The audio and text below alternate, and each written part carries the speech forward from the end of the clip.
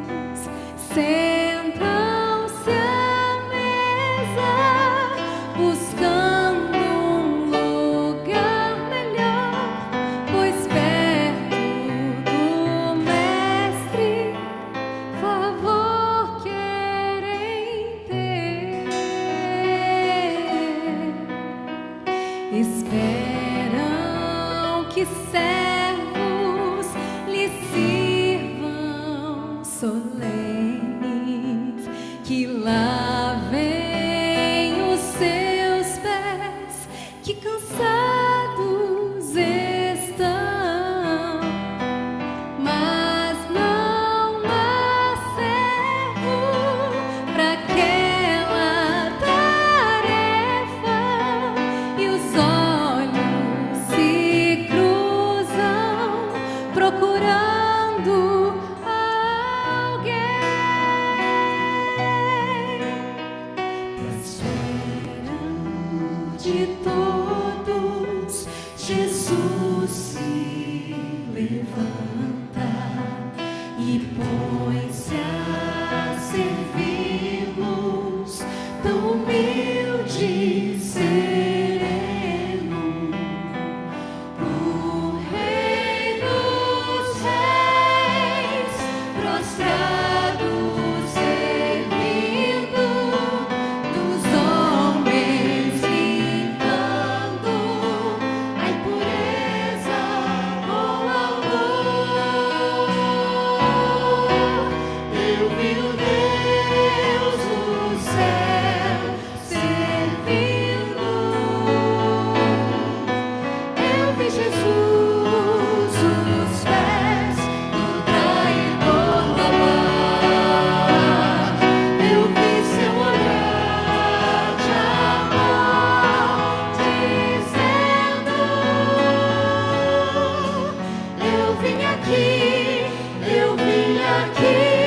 pra te salvar.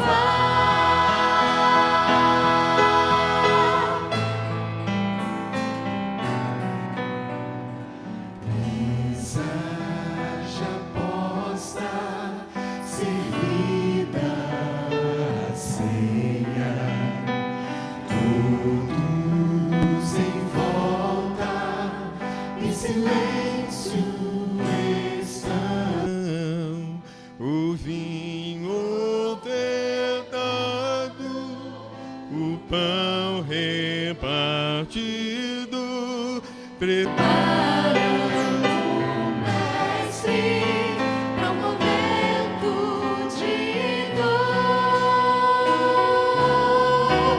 Eu vi seu rosto em agonia, senti angústia em ver seu coração ficou, pra dar uma chance a todo homem, pra dar uma chance ao pecador, pra dar uma chance ao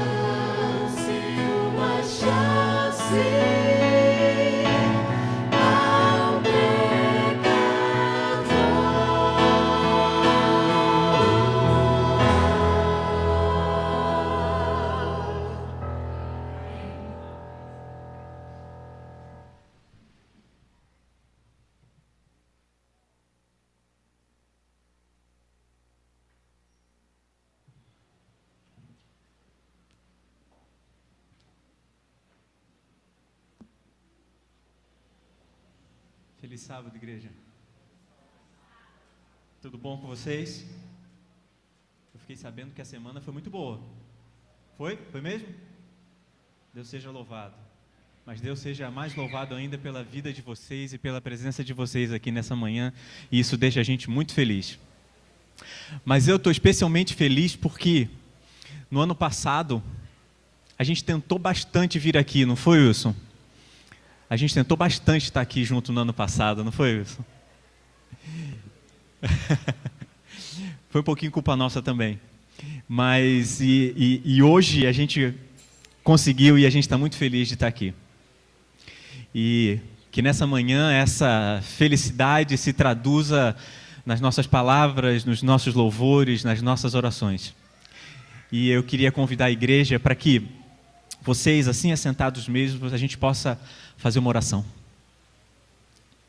Querido Deus e Pai que estás nos céus, Te agradecemos, meu Deus, porque o Senhor está do nosso lado e te pedimos, Senhor, que nesse momento o Senhor fale. O Senhor fale através de nós, o Senhor fale conosco e, se for preciso, o Senhor fale também apesar de nós. Porque nós precisamos de Ti mais do que precisamos de voz, mais do que precisamos de som, mais do que precisamos de qualquer outra coisa, meu Deus. E que o Senhor esteja presente nesse culto, nessa manhã. É o que te pedimos, em nome de Jesus. Amém. Amém. Eu queria convidar você a abrir a sua Bíblia no livro de Atos, no capítulo 6.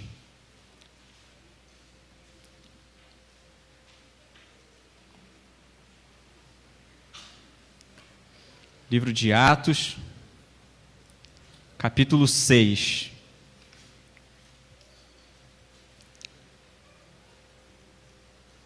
E eu queria convidar vocês a acompanhar junto comigo. Aliás, perdão, é Atos 20, a partir do verso 6.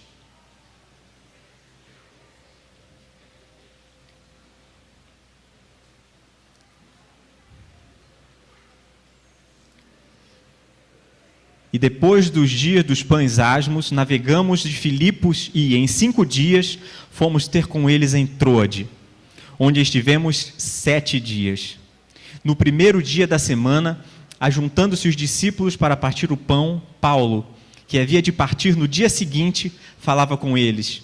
E alargou a prática até a meia-noite, e havia muitas luzes no cenáculo onde estavam juntos. E estando um certo jovem, por nome Eutico, assentado numa janela, caiu do 3º andar, tomado de um sono profundo que lhe sobreveio durante o extenso discurso de Paulo, e foi levantado morto. Paulo, porém, descendo, inclinou-se sobre ele e, abraçando-o, disse: não vos perturbeis, ainda há vida nele. E subindo e partindo o pão e comendo, ainda lhes falou largamente até a alvorada, e assim partiu. Eu particularmente gosto muito desses personagens pequenininhos da Bíblia, esses esquecidos, esses que são, às vezes, até rodapé, porque eu levo ao pé da letra, de verdade, aquele verso bíblico que diz que toda palavra é útil para o quê? Para o ensinamento, para a correção, para o aprendizado, toda palavra. E é nesses versinhos pequenininhos que a gente consegue perceber os nuances do amor e do poder de Deus e as mensagens que Deus tem para a gente. Eu queria fazer uma pergunta para vocês antes que a gente começasse. Quem era Eutico? Quem era Eutico? De acordo com o que a gente leu, ele era só um rapaz que vacilou, que deu mole de sentar na janela e cair no sono. Mas Eutico era um filho, Eutico era um irmão, Eutico era um membro da igreja, mas não só um membro da igreja, Eutico também era um membro de uma família. E quando eu olho para a gente hoje, quando eu olho para mim hoje, eu também vejo um Eutico, porque eu sou Eutico quando eu caio, eu sou Eutico quando eu vacilo, eu sou Eutico quando eu durmo. Toda família tem um Eutico. Até porque Eutico não é ser, Eutico é estar. Eutico estava com sono, sentou na janela, mas ele estava ali. Ele aguentou praticamente o tempo todo.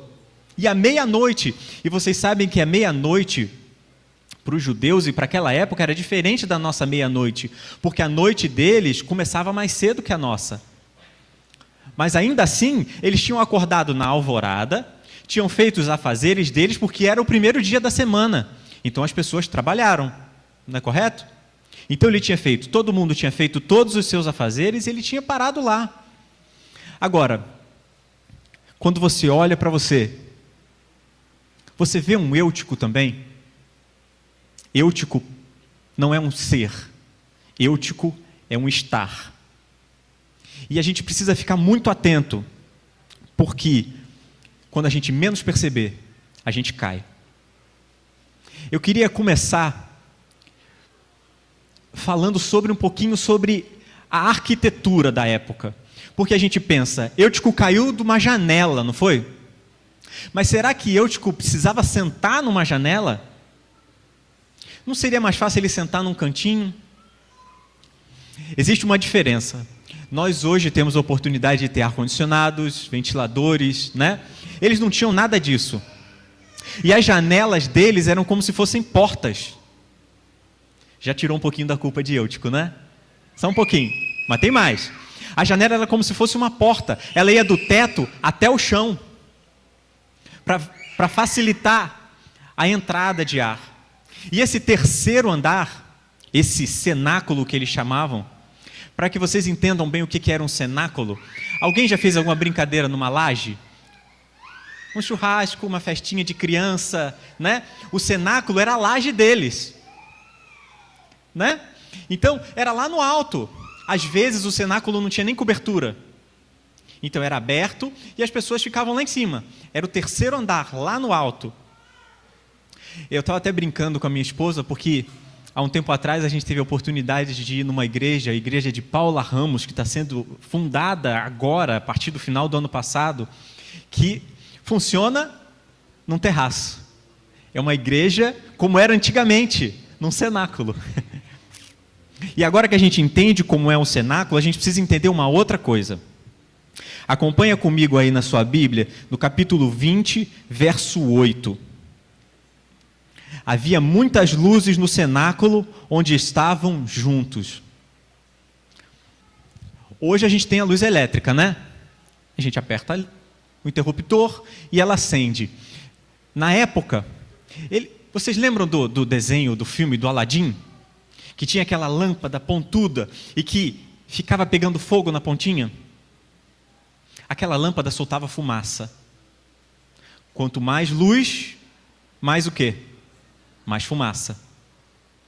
E eu consigo imaginar, porque assim, tinha muita iluminação, estava claro para eles, mas também estava muito enfumaçado. Estranho você pensar nisso, né? Agora, imagina o século que você vive. Você pode imaginar um século mais iluminado do que esse século que você vive hoje? Iluminado no sentido de informação, nada mais está escondido, nada mais é obscuro. A avó da minha esposa, ela completou 80 anos, 82 anos, 82 anos. E quando ela se casou, ela ainda não sabia como os bebês vinham. Ela se casou, ela foi até o altar, ela foi para a noite de núpcias, e lá ela descobriu como os bebês vinham. Na Segunda Guerra Mundial, vocês lembram da bomba atômica que soltaram lá no Japão, Hiroshima e Nagasaki? Vocês lembram? Sabe quanto tempo as pessoas ficaram sabendo que caiu uma bomba lá? 2 semanas depois. Hoje a gente vive num século tão acelerado que nem o Google mais espera você terminar de digitar a tua busca. Você escreve mu, ele já escreve música. Você escreve K, ele já escreve casa e decoração. A gente vive num século iluminado, mas é um século esfumaçado. Sabe por quê? Porque muitas vezes essas luzes ofuscam a gente. Essas luzes, elas cegam os nossos olhos. Eu estava lendo uma pesquisa que dizia que hoje, quase 100% do orçamento das empresas, quase 100% do orçamento das empresas, orçamento de investimento, tá bom? Eu ia explicar a diferença dos caixas, porque eu sou contador, vocês desculpem, mas o investimento, o orçamento de investimento, que é o dinheiro que sobra para a empresa investir no crescimento da própria empresa, ele é quase 100% aplicado na recepção, na administração e na transmissão, sabe de quê? De informação. Os maiores custos nas empresas maiores estão nos servidores de computador, na transmissão dos dados, na recepção dos dados. E a revista Você S.A. que eu li do mês passado, dizia que a empresa que não investe em comunicação, a empresa que não investe em informação, é uma empresa que não vai chegar ao próximo século. Deu para perceber isso? Uma coisa interessante também é que o conhecimento, ele não serve só para avaliar as empresas ou outras coisas maiores. O conhecimento, ou a quantidade ou a ausência dele, serve para avaliar você também. Porque quanto mais diplomas eu tenho colados na minha parede, mais legal eu sou. Não é verdade? Melhor emprego eu tenho, melhor é o meu status. Nós somos medidos de acordo com o conhecimento que a gente retém, de acordo com o conhecimento que a gente carrega. Mas às vezes nós somos ofuscados por esse conhecimento. Eu li uma charge outro dia que dizia assim: nós estamos nos afogando em informação e passando fome de conhecimento verdadeiro. Sabe por quê? Porque hoje, até lá no próprio Google, você pode descobrir o que você quiser. Desde pornografia até fórmulas para você fazer bombas com açúcar. Verdade. E todo esse conhecimento, toda essa iluminação ofusca a gente. Ofusca a gente. E não só ofusca, mas esfumaça também. Porque, faz uma conta junto comigo. Se tinha muitas lâmpadas, tinha muita fumaça. E quanto mais fumaça, menos oxigênio. E quanto menos oxigênio, mais o quê? Sono. A pressão baixa e a gente fica com sono. Mais luz, mais fumaça, menos oxigênio, mais sono. Mas Maurício, você está dizendo que eu não devo correr atrás de conhecimento? Maurício, você está dizendo que eu não devo correr atrás de informação, que eu não preciso saber das coisas? Com certeza você precisa de tudo isso, porque lá em Apocalipse 14, 8 diz: pesquisa tudo e retém o quê? O bem. Mas você tem discernimento para saber o que é bom e o que é mal? Você tem discernimento para saber o que é o bem? O conselho que eu posso dar para você, o conselho que eu posso dar para você, jovem, o conselho que eu posso dar para vocês, famílias, é: se especialize no que é bom. Corra atrás do que é bom. Busque mais o que é bom. E aí, quando você tiver fera no que é bom, quando você estiver sabendo tudo do que é bom, você vai conseguir discernir: não, isso aqui já não é legal. E uma coisa interessante é que, quando a gente tem um século iluminado, a gente tem cristãos sonolentos. E quando eu falo cristãos sonolentos, eu não estou apontando só para o Eutico, eu estou apontando para todas aquelas pessoas que estavam ali no cenáculo junto com ele. Sabe por quê? Porque ninguém viu um menino sentado perto da janela. Quando a gente está na igreja e alguém levanta, a gente não percebe? Quando a gente está sentado numa reunião, fazendo alguma coisa, a gente não percebe? Agora, qual era o problema com aqueles ouvintes lá de Troade? Qual era o problema? Eles estavam lá, era meia-noite, eles ainda estavam lá, de pé. E às vezes a gente precisa pensar uma coisa muito importante. A gente às vezes fica sentado no banco da igreja uma vida inteira, e a gente acha que só porque a gente ficou sentado aqui, a gente está salvo. Ou a gente não precisa se preocupar com o nosso irmão do lado. A nossa família, o nosso irmão do lado, esse irmão que está sentado perto de você, é sua família também. E você tem a responsabilidade de se preocupar com ele. Sabe por quê? Porque você vai entrar no céu de mão dada com ele. Eu vou dar mais uma chance para vocês dizerem amém, tá bom? Eu não avisei, desculpa. Vamos lá. Você vai entrar no céu de mão dada com o irmão que está do seu lado. Amém. Deus seja louvado por isso. E quando você se responsabiliza pelo seu irmão, quando você dá a mão para ele, vocês entram nos céus juntos. Amém. Deus seja louvado. A falta de percepção também é sintoma de sono. E interessante que, leia comigo o verso 9. E estando um certo jovem por nome Eutico, assentado numa janela, caiu do terceiro andar, tomado de um sono profundo. Existe uma brincadeira na internet, que eu confesso para vocês que eu não sei se ela é real. Mas é como se fosse uma lenda urbana. Um cara chamado Murphy, inventou algumas leis. E o princípio básico das leis de Murphy é assim: se alguma coisa tem algum potencial para dar errado, vocês conhecem, né? Se alguma coisa tem um potencial para dar errado, vai dar errado. Quando alguém senta na beira da janela, ele tem mais probabilidade de cair para o lado de fora ou para o lado de dentro? É uma pergunta interessante, não é? Engraçado é que a Bíblia ela é cheia dessas histórias de gente que dormiu. Vocês querem alguns exemplos?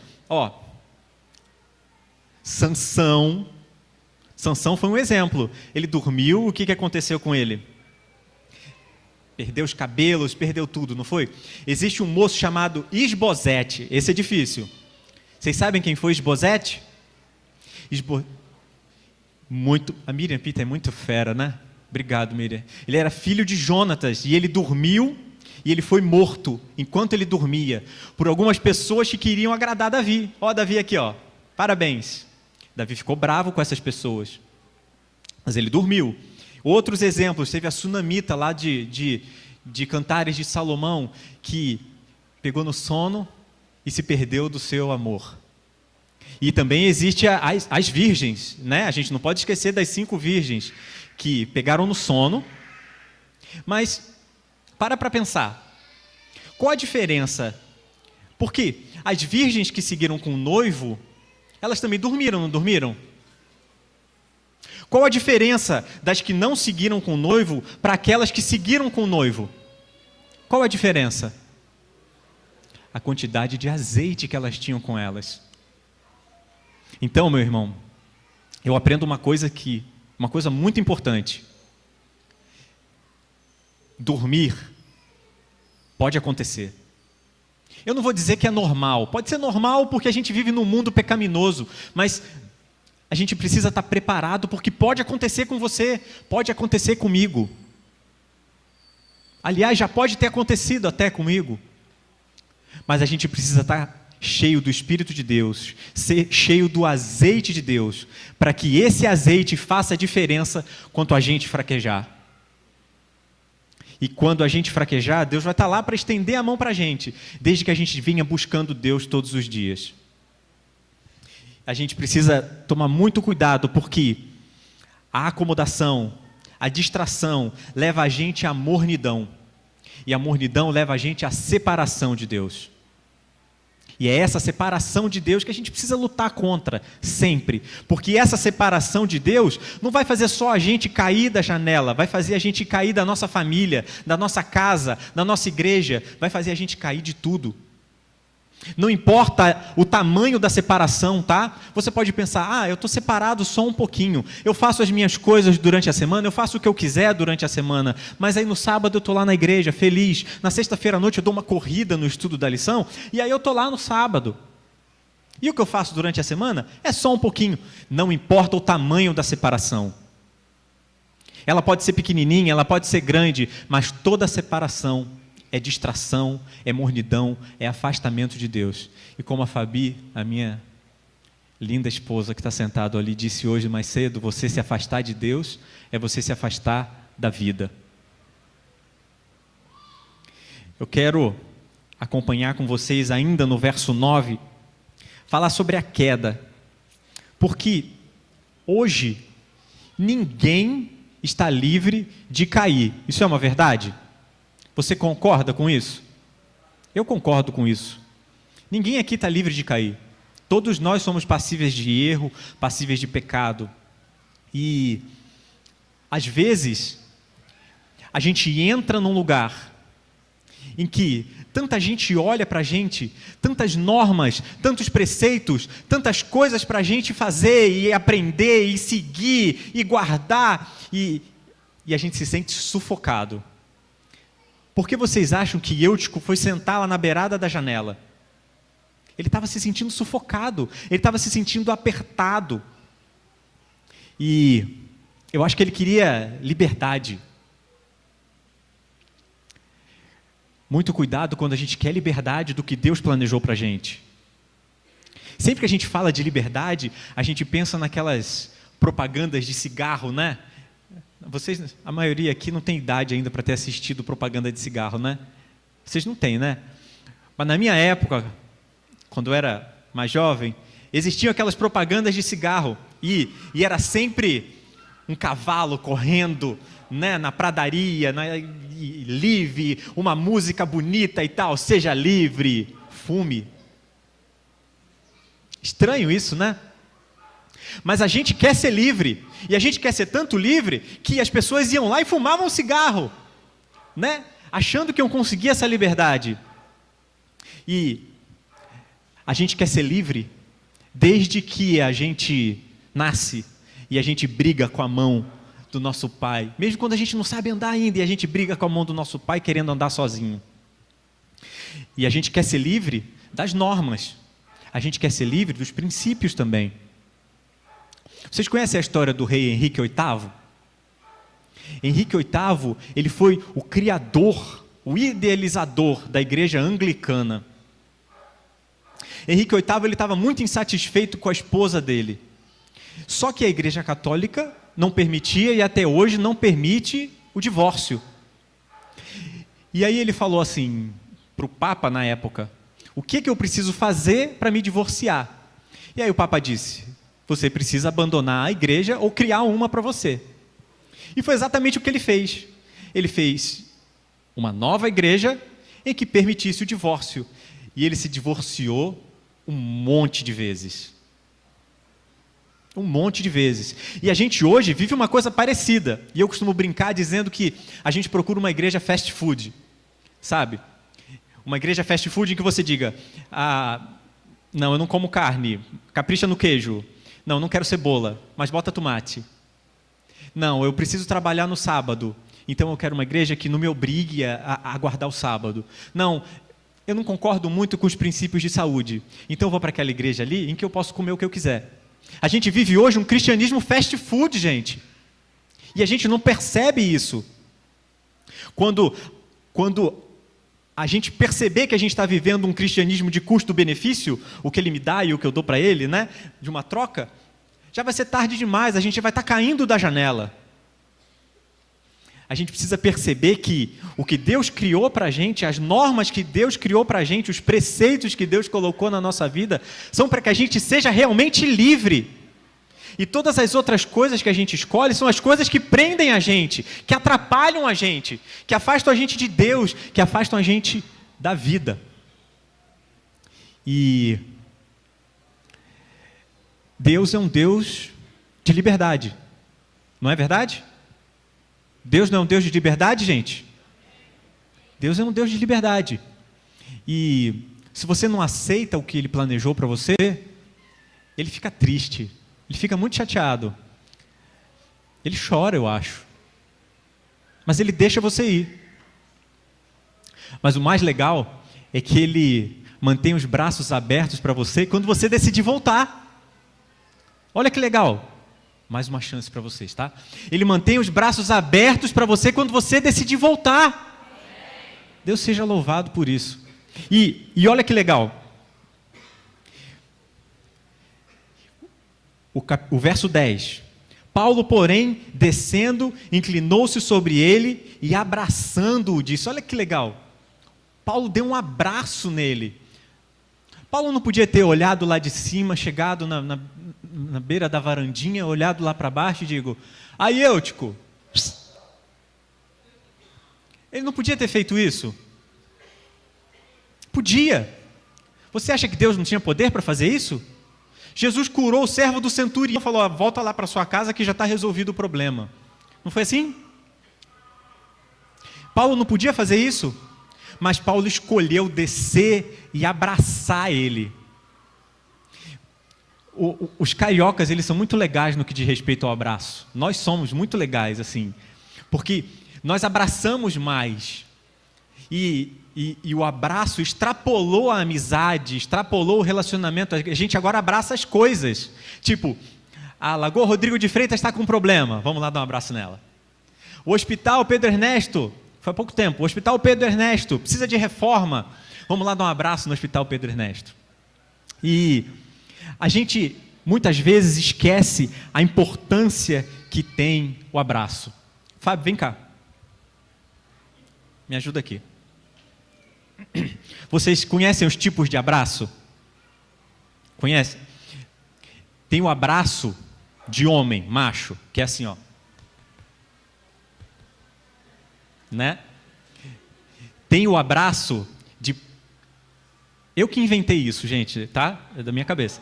Que é o passa-cachorro, que é aquele assim, ó. O que passa aqui, ó. E tem o abraço de Jacó, que é o meu favorito, que é, você levanta o braço esquerdo, isso. Esse é o abraço de Jacó. Você quer dar um abraço na pessoa que está do seu lado? Daí. Não, o de Jacó, gente.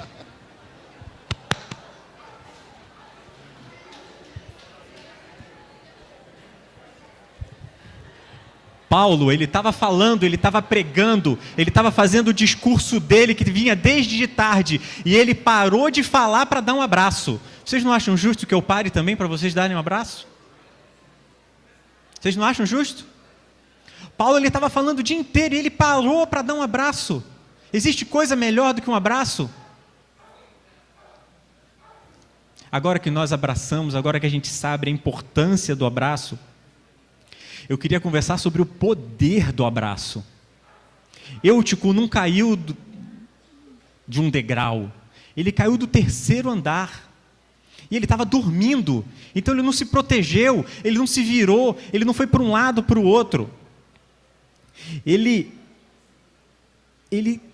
se quebrou todo na queda, coitado. Foi uma queda horrível.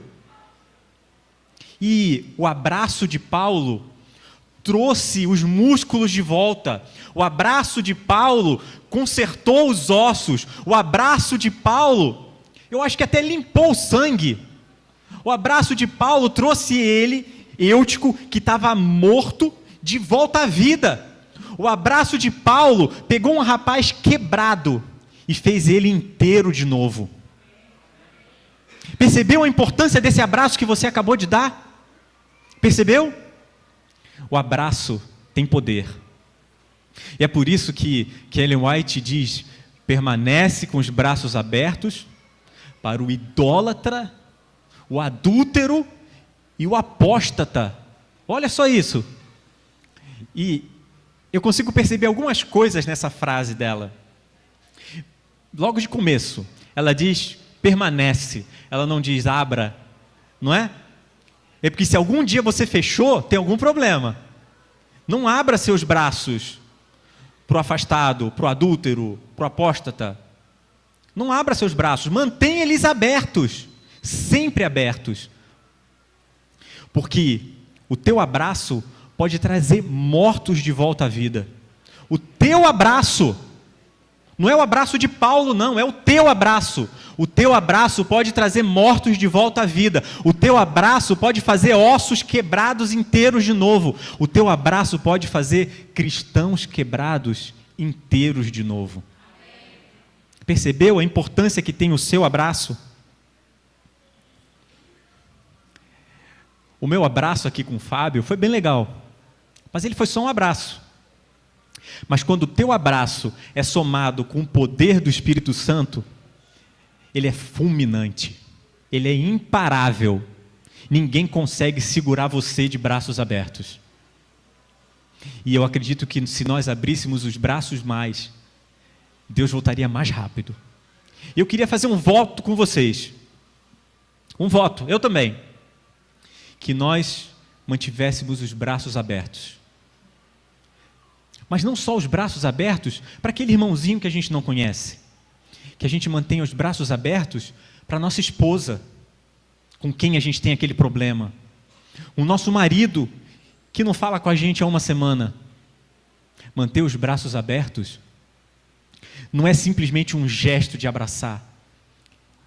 Manter os braços abertos é perdão. Mas não o nosso perdão, o perdão de Deus. O perdão que é aquele esquecimento completo. O perdão que é aquela desintegração do pecado. Mantenha os braços abertos para a sua família. Mantenha os braços abertos para o seu filho. Mantenha os braços abertos para o seu irmão. Para aquele tio que só vem no Natal e te dá uma meia de presente. Mantenha os braços abertos para ele também. Mantenha os braços abertos, porque o teu abraço e o poder do Espírito Santo é fulminante. Eu não sei como você está. Eu não sei se você está quebrado, eu não sei se você está inteiro, eu não sei se você está abraçando ou precisando de um abraço. Mas abraços são sempre bem-vindos. E nesse momento eu queria parar meu discurso mais um pouquinho para pedir que Deus abrace você. Que Deus abrace você do jeito que você está. Abraçando ou precisando de um abraço. Quebrado ou inteiro. Deus precisa de você. Deus quer te abraçar. O céu não tem graça sem você. E Ele quer abraçar você. Sabe por quê? Porque Deus, Ele planeja. Vocês sabiam que Deus planeja? Deus sabe o que Ele vai fazer. Eu sei como Ele está agora, que é de braços abertos para receber você. E como você vai estar? Como você vai estar quando você encontrar com Ele? Deus planejou por muito tempo esse momento. O momento em que Ele vai poder de novo te abraçar e te receber em casa. Você planejou esse momento? Você tem planejado esse momento? Você já sabe que tipo de abraço você vai dar em Jesus quando você encontrar com Ele? Eu chamo de abraço de Jacó, porque na Bíblia diz que ele se arrojou ao pescoço do irmão. O que é arrojar? É agarrar, é se jogar, é você ir sem medo, sem pudor. Esquece o que eu sou, esquece o que eu fiz, esquece quem eu era. Eu era Jacó enganador e agora eu sou Israel. Eu quero convidar você nesse momento a receber o abraço arrojado de Deus. O abraço de Israel. Você deseja receber esse abraço nessa manhã? O cantante vai cantar uma música agora que fala exatamente sobre isso. E eu queria que você fizesse uma oração, só você. Eu não vou pedir para você vir à frente, porque eu acho que mais importante que o teu encontro comigo é o teu encontro com Deus. E eu quero que você faça uma oração agora, só você e Deus. Conta para Ele o teu problema, mostra para Ele teus ossos quebrados e recebe o abraço dele. E se no meio da música você sentir o abraço de Deus, você sentir seus ossos sendo restaurados, seus músculos sendo colocados de volta no lugar, eu quero que você fique de pé, para que aí assim a gente possa orar junto e todos juntos dessa vez recebermos o abraço de Deus.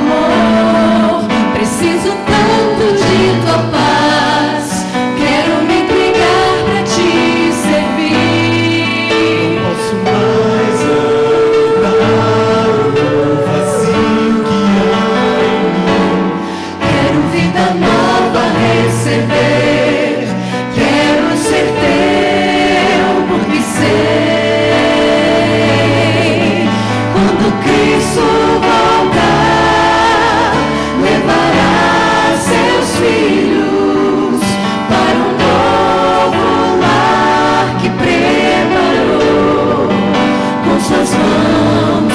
Quando Cristo voltar, livrará o mundo do pecado que tanto faz chorar os corações.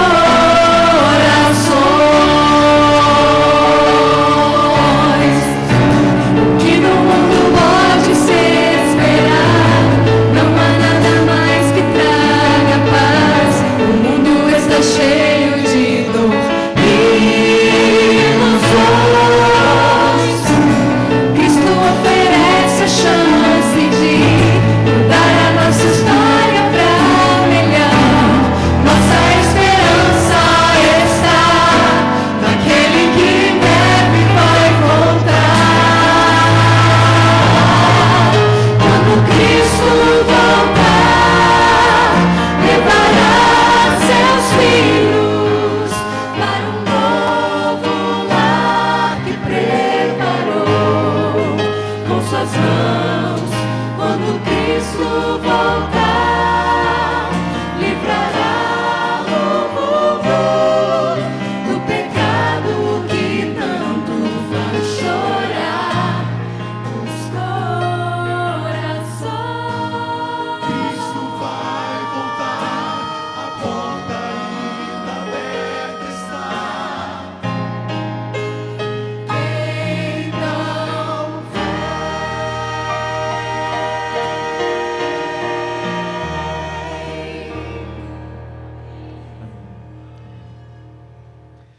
Você sentiu o abraço de Deus? Eu senti. É bom, não é? É bom, não é bom?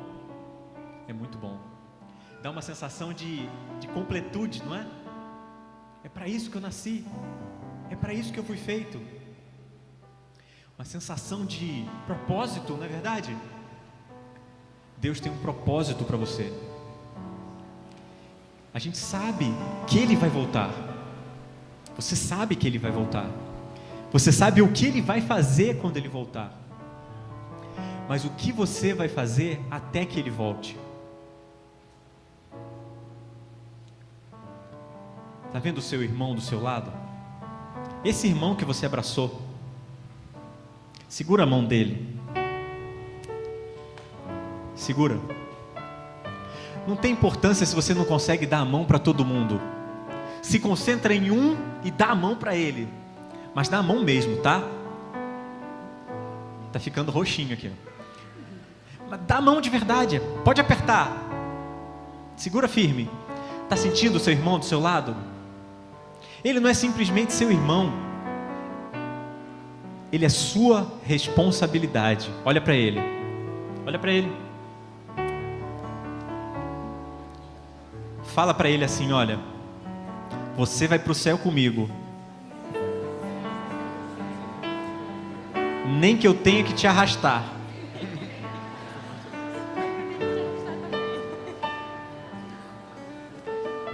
Deus tem um céu todo preparado para você. Para você, para esse irmão que está de mão dada com você também. O que você vai fazer até que Jesus volte? Olha para ele. Ele é sua responsabilidade. Trabalha com ele. Abre os braços para ele. Aceita ele do jeito que ele é. Ora por ele. Trabalha por ele. Trabalha com ele. E quando Jesus voltar, vocês vão estar assim, de mãos dadas, olhando para o céu. Vamos orar? Querido Deus e Pai, a sensação que sentimos agora é um desejo, meu Deus, um desejo muito forte de que o Senhor volte logo. Não estamos felizes com a nossa vida, não estamos felizes com o nosso mundo. Precisamos de Ti, meu Deus. Precisamos desse novo lar. Precisamos da Tua presença. Mas, meu Deus, estamos conscientes de que essa demora é por nossa causa. E por isso nos comprometemos, meu Deus, em nos prepararmos para que possamos ir para os campos abertos e olharmos para o céu e percebermos aquela nuvem do tamanho da metade da mão de um homem. E depois percebemos que aquela nuvem não é simplesmente uma nuvem, mas anjos. Milhões e milhões de anjos que cercam o trono do teu Filho. Senhor, estamos juntos, estamos contentes, estamos de mãos dadas, meu Deus. Mas vamos precisar ir embora em algum momento. E que nesse momento de solidão, o Teu Santo Espírito nos faça companhia, o Teu Santo Espírito nos dê a mão e nos conduza juntos até a Canaã Celestial. Toma nossas vidas nas Tuas mãos, meu Deus. Receba também o nosso abraço. Em nome de Jesus. Amém. Amém.